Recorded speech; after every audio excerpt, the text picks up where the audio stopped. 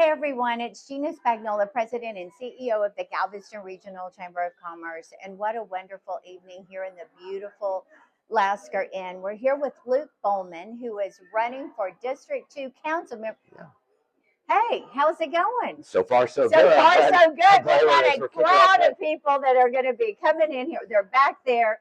I needed to get a quick interview because I've got to leave. But Luke, I wanted to say thank you. We're doing your official ribbon cutting. You're running for District 2. But I personally absolutely wanted to say thank you for all of the things that you've done. You're running for council. It's important for the business and stuff, but you have been such an incredible business member, a chamber member. You have done so much with the community, from the Kiwanis to the chamber to lots of other things. It's important that the people that are elected are pro-business. And, you know, I love that quote from Maya Angelou: when people show you who they are, believe them. And you have showed us who you are time and time again for many, many years. So I wanted to say that personally. I had to say that. So let's tell everyone, we're going to be cutting the ribbon later, and I'm sorry I'm going to have to be leaving. But tell everyone, you know, your story. And while you're running, you're busy. You've got a wonderful business. Why are you running? Well, I'm running because I think right now in Galveston, we're at a very pivotal point. There's a lot of change going on, and we need to be part of that change. So that's okay. Can we cut it? People are here. That's right. Yeah. So you know, if you look back over the last 6-7 years, there's been so much change down here. We've had short-term rentals come in, cruise terminals being added. We've got a Davie Marine that could bring possibly 2,000 employees here, well-paying jobs. And what got me to run is the fact that when I look back, is we have not been. The change has been going on, and we have not been keeping up with it as a city government and the island. And so basically what's happened is that the change has been leading us, and we need to start leading the change. Yeah. And so I think this is very vital that we do that. We take everything we do. We look at these businesses coming in. How do we support them? What kind of decisions? And the decisions have to be made, not just what happens now, but we have to look to the future. That's right. Because infrastructure, everything's going to need to be made. Not only did we have those employees come in, we've got several large developments on the boards, right? Yes, so we have infrastructure, we have police, we have fire, all that stuff has to be thought about. And we've been busy catching up. Yes. And we've got to start doing less talking and catching up. And as a business owner, what are some of the things that you have seen that you'd really like to correct, maybe at City Hall?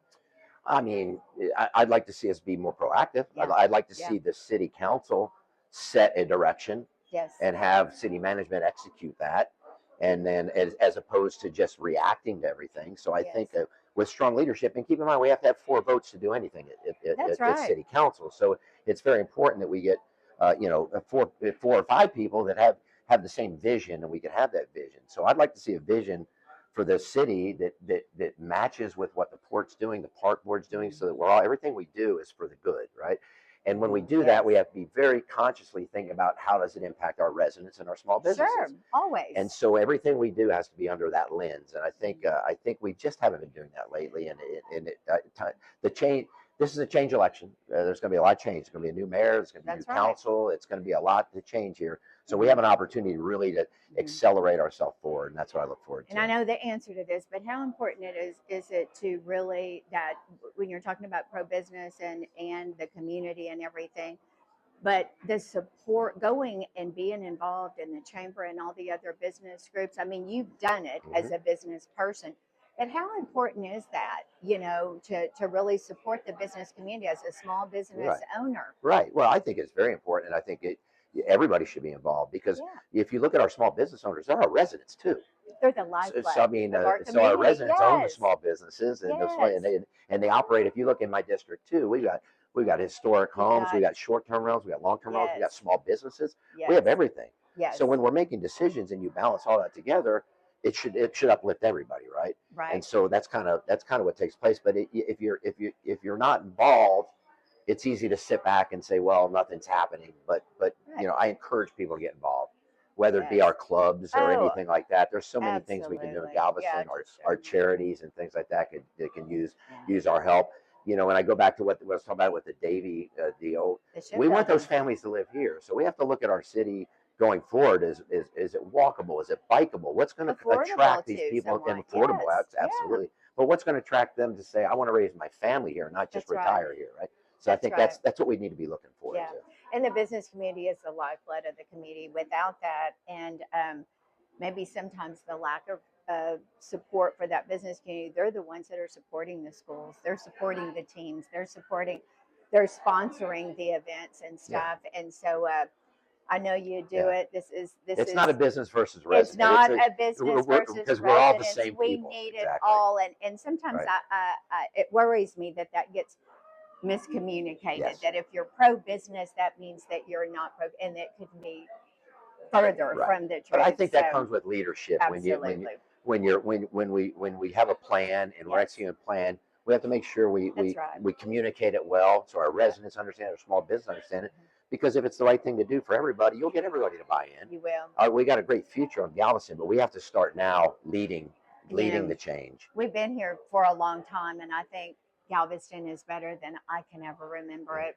Bob and I moved here in 1991, and what we don't want to do is go backwards. We don't want to stop the momentum, and I know you're supportive of the port and the cruise ship industry and all of those things, and we appreciate that.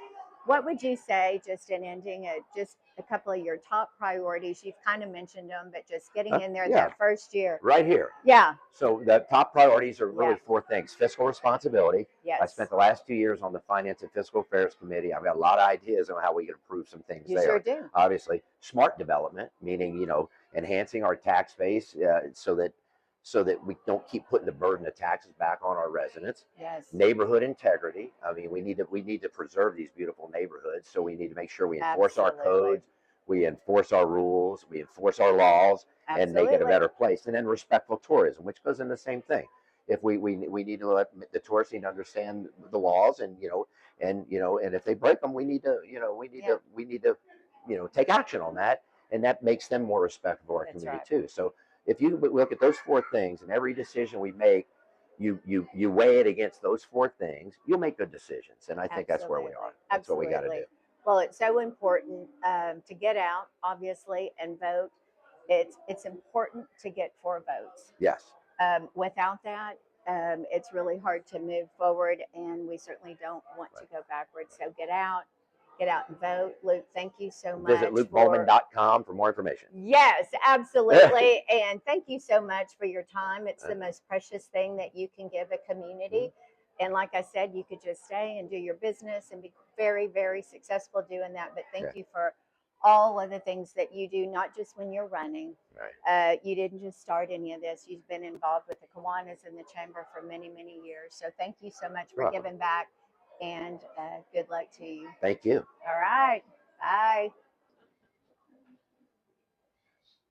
Hi, everybody. This is Tina Collins with the Galveston Regional Chamber of Commerce.